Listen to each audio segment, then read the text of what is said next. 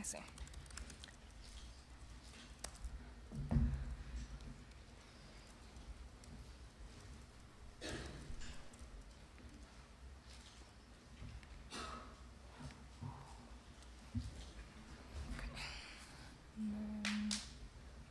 Let's do.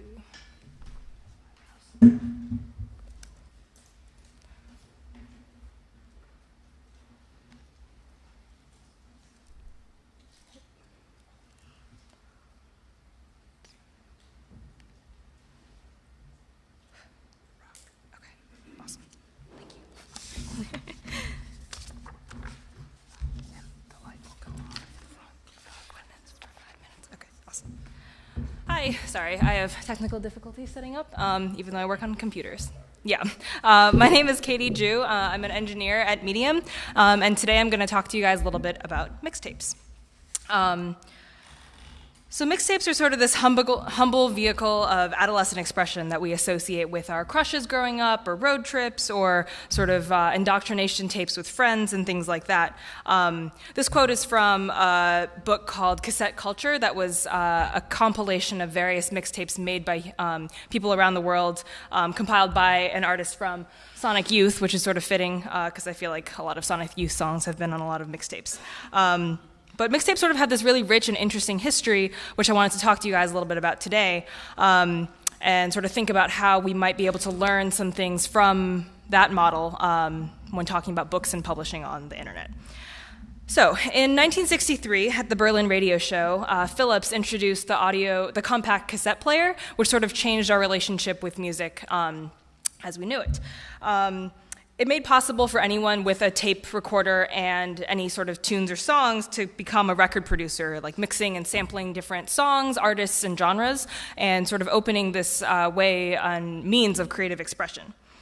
Mixtapes, of course, also have a lot of their roots in hip-hop culture. So in the early 1970s in New York City, when hip-hop really was this live art form, mixtapes were used to essentially be these live recordings of really popular club DJs like Afrika Bambaataa or Kool Herc as the only way that their music could be distributed and shared within the city. So these 1 to 3 hour DJ sets would be like live recorded, and there was this need from the fans and people for this exclusive new content. And so they would be sold hand to hand the next day after these shows, because going to the shows themselves were a little more not as common as they are today. For example, another DJ, Grandmaster Flash, in an interview with MTV Magazine, said that in the 70s he charged $1 per minute of his mixtapes, and the people who were paying for sort of these personalized mixtapes where the DJ would shout their name over and over, sort of the songs that they were recording, were his main customers were like drug dealers, and so they had a lot of money, and so he said he was making like $1,000 a month easy, which was kind of funny to me. So then we go to the 1980s, and various MCs like Ron G, Brucey B, and Kid Capri, they all sort of continue to develop this mixtape genre, sort of building these like vanity mixtapes, as I mentioned, that Grandmaster Flash did before, and dedicate mixes to various people.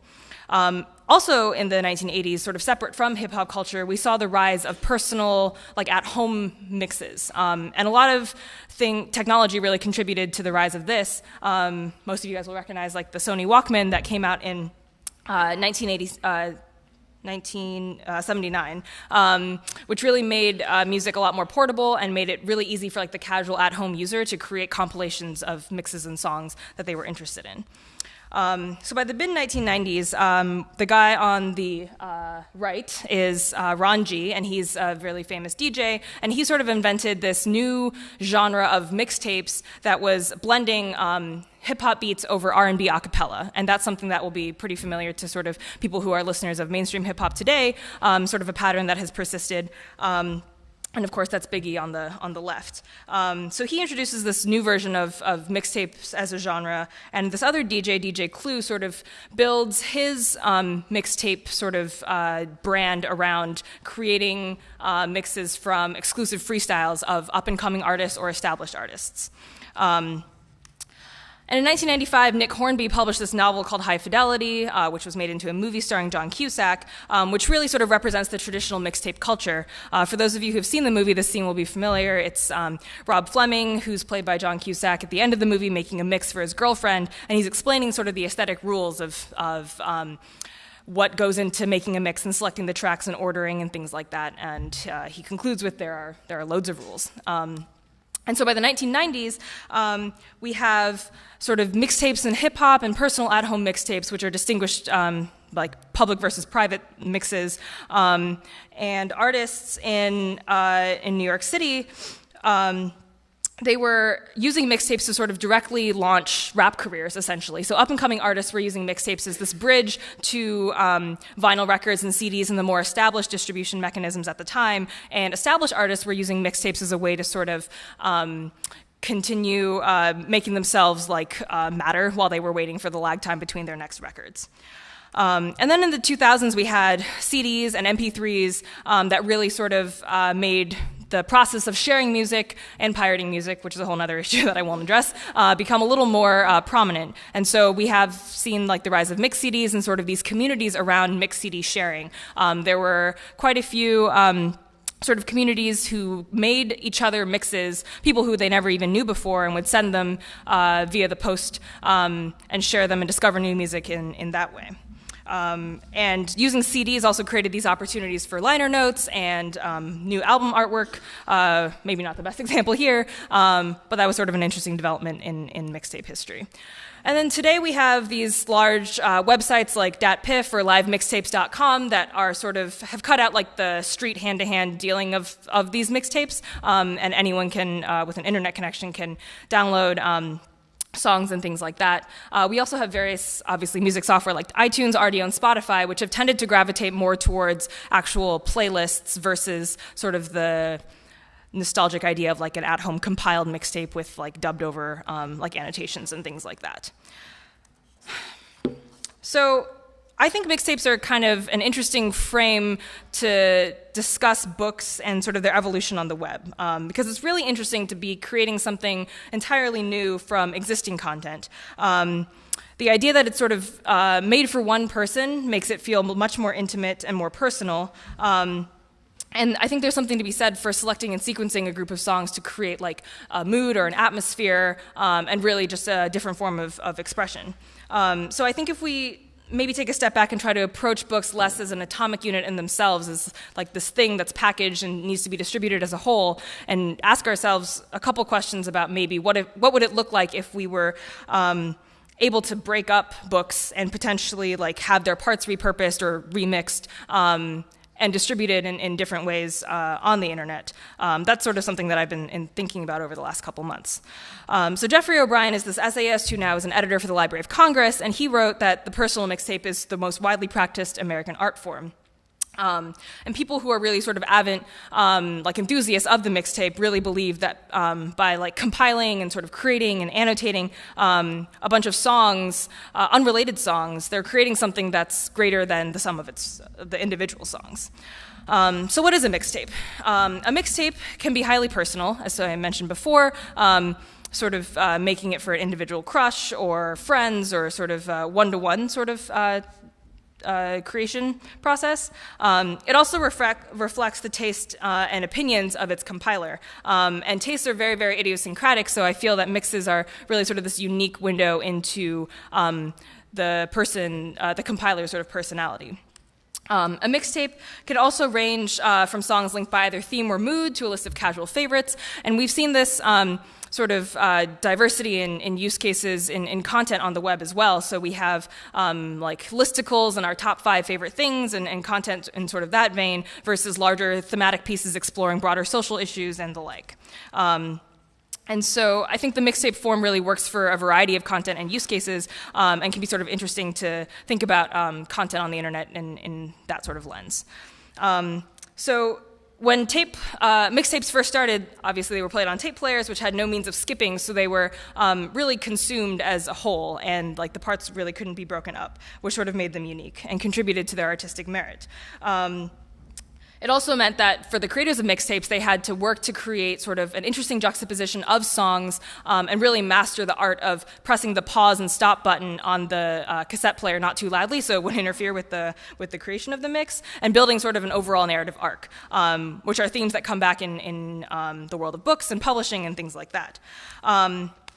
And fundamentally, by sort of the act of creating a mixtape is taking what is usually a passive experience, listening to music, and making it an active one for the person who's compiling the mixtape.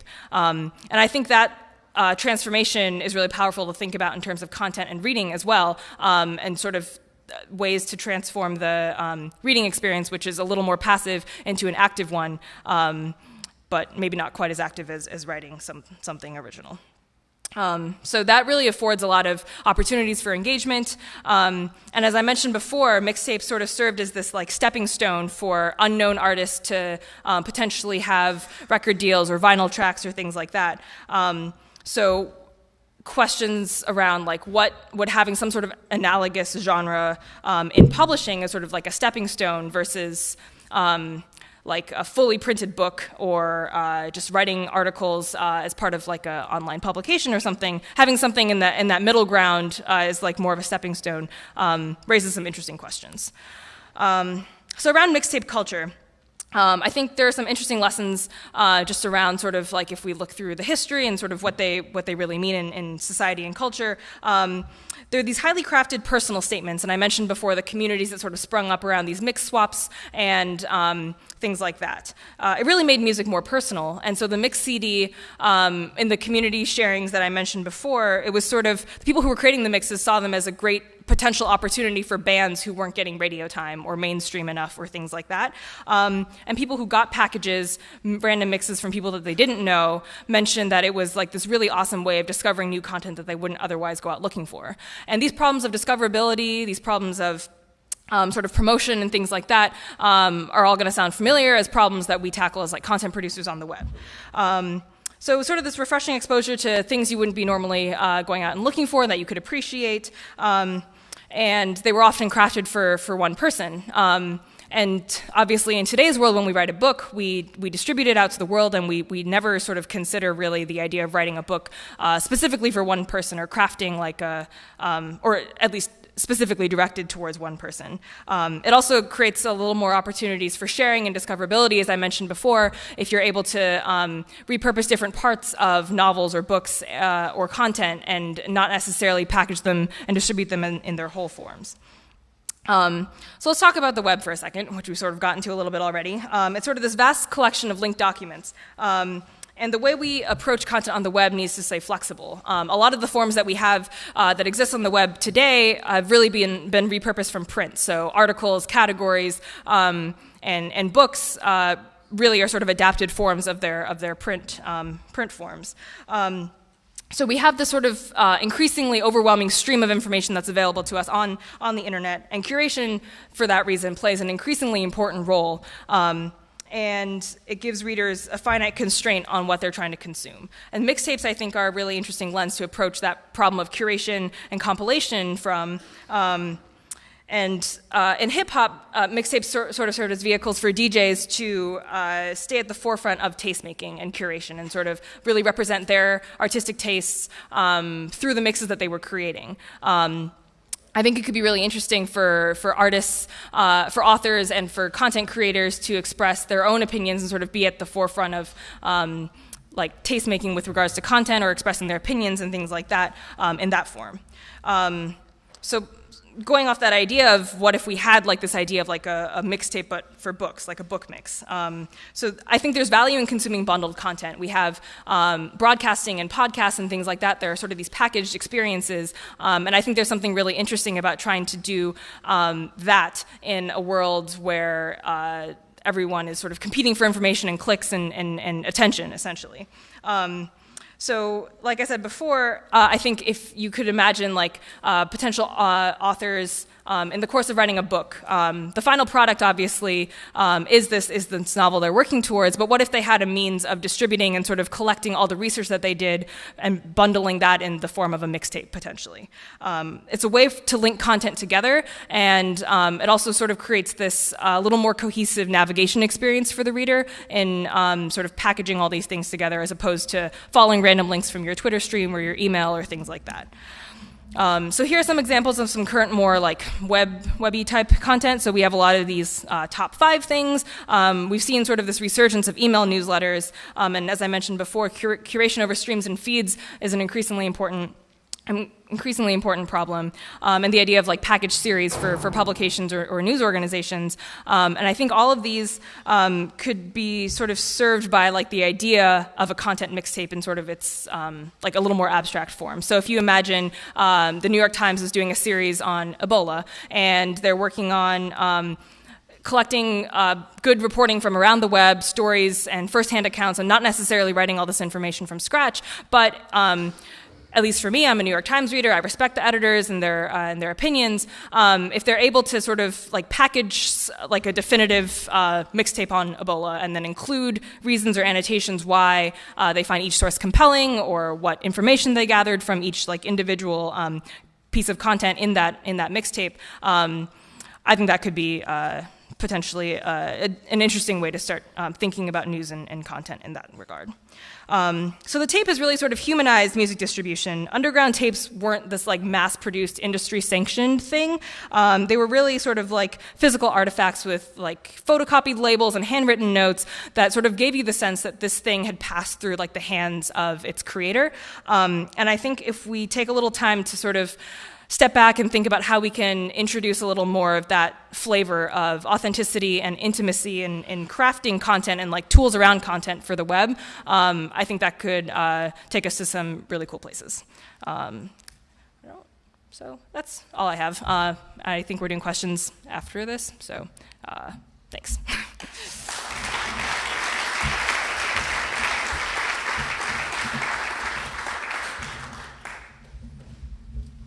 Questions for either? Vitan? I have a question for Safari.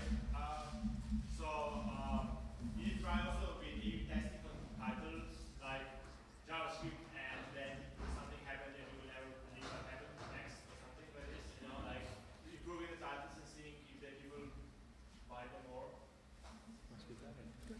Repeat question. Yeah, so the question was doing some A/B tests about yes, on titles. So, showing a title, trying out new ones, and seeing what people do. We do a bunch of A/B testing. On titles, it sort of happens organically.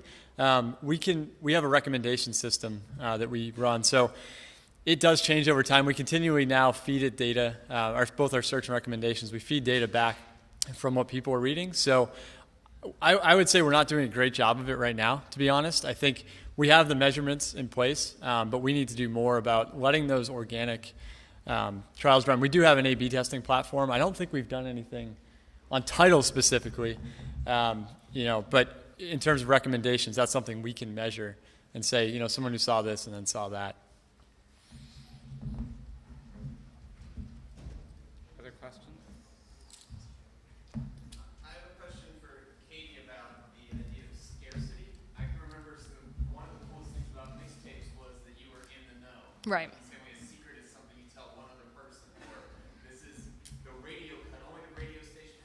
Sure. On tape, whereas in the digital web world, it's mostly seen as a rare JPEG. Right. So how does rarity or exclusivity doesn't matter, or how do you sort of impart that artificially short of DRM? Sure. That's a good question. So essentially the question was the big idea around mixtapes was that they were exclusive, and we really don't have that in sort of the digital world that we live in now. So I think a big question and most of my experience has been in newspapers. So in newspapers, they're all like really concerned about how we can obviously monetize content and make that a more an actually financially stable industry. And over again, I think the argument has been that people will pay for good content and people will appreciate like the effort that goes into creating these things. And so we've seen like the Times has a paywall, Guardian has a paywall, things like that. And I haven't thought too much about this question, but the immediate thing that comes to mind has really just been like, well, you would be able to get these exclusive potential like mixtapes through a subscription or some sort of model in that sense, which is not really the same as like mimicking like the cool like hand-to-hand deals of like mixtapes on the streets or like, yeah, but I guess that's sort of my initial thinking around that. I have a question for Katie.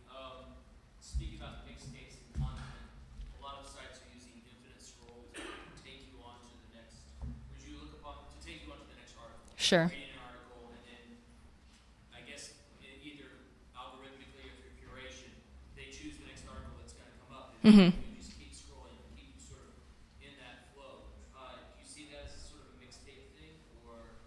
Yeah, definitely. I think what I touched upon in terms of navigation and being able to create this like bundled package experience, I think infinite scroll definitely plays a big part in that.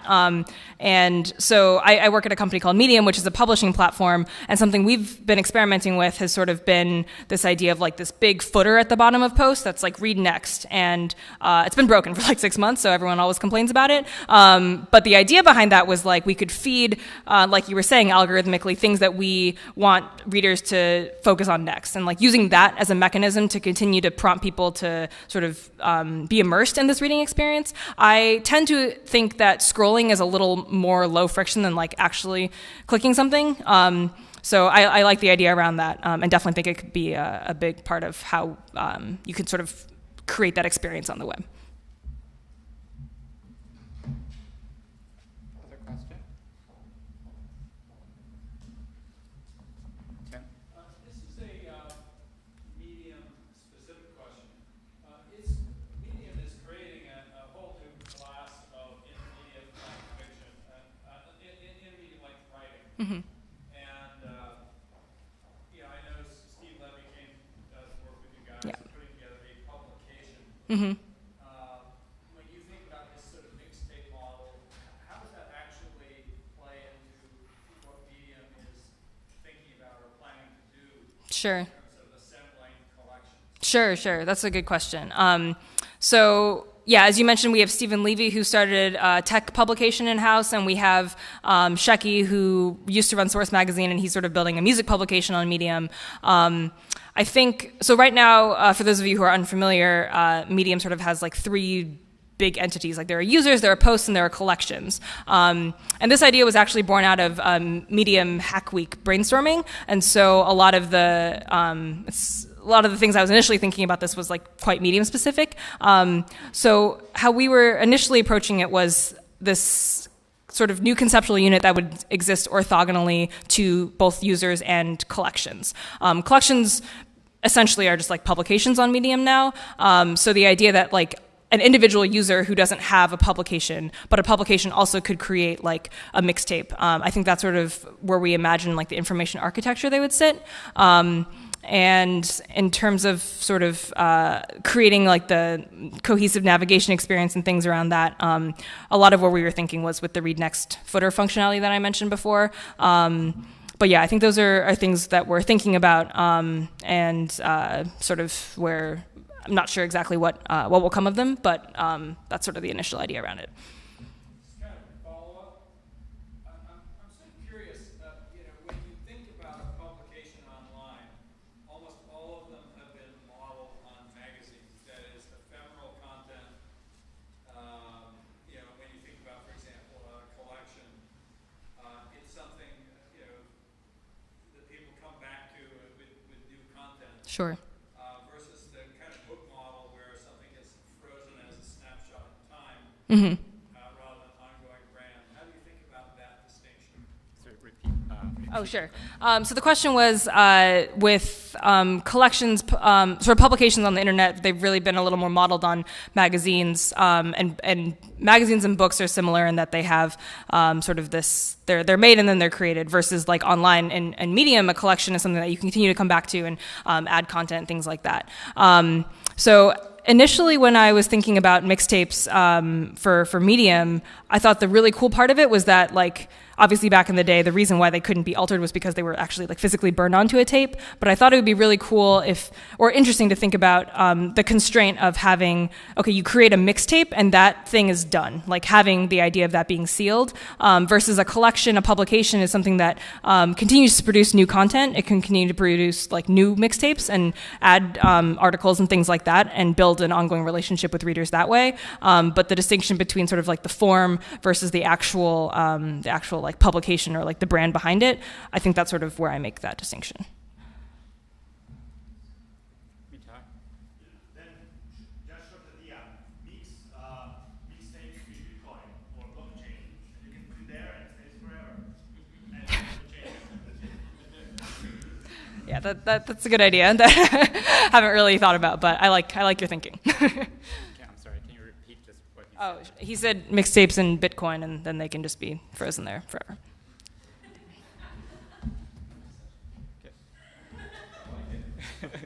Other questions? You have time for a couple questions.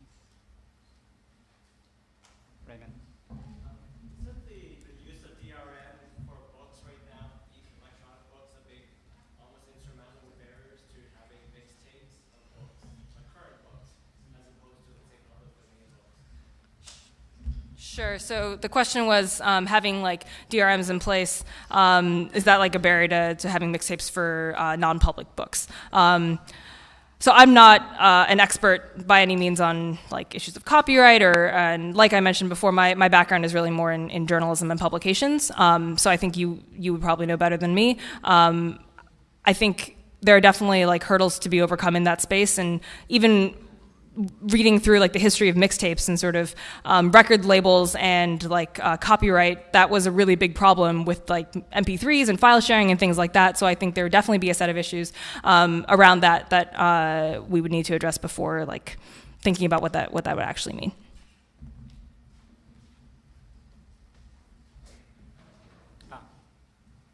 Keith.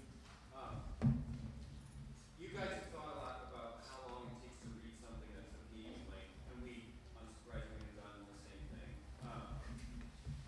Tapes are sort of cool because, like, they started off short, but then, like, by the end of tapes, you buy really long tapes. I wonder if, in your thinking about the mixtapes, whether you have a sense of, like, if you were going to do it for words, do you think that, like, we're going to find some perfect thing where you can make like you said, narrative arc that's 60 minutes, then it's, like, locked in. Sure. It doesn't really matter if that's a bunch of 4-minute songs Yeah. or 15-minute songs. Do you have any sense of, like, how long a book mixtape or whatever, word mixtape should last?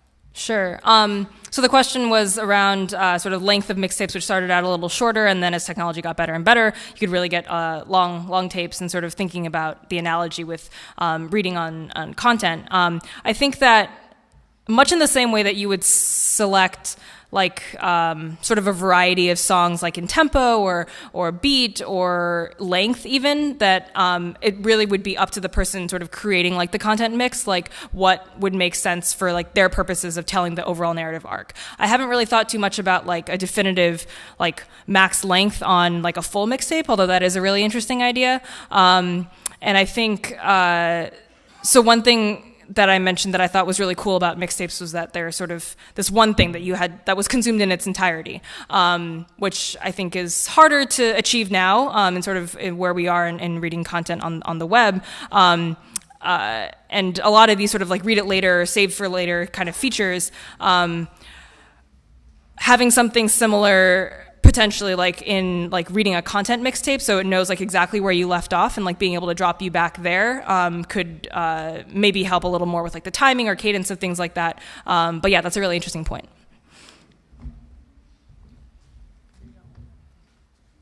I was really interested when you said about the Safari readership, that I believe you said that if a reader annotates one of your books, they're 81 times more likely to convert to Paying to sub- AU.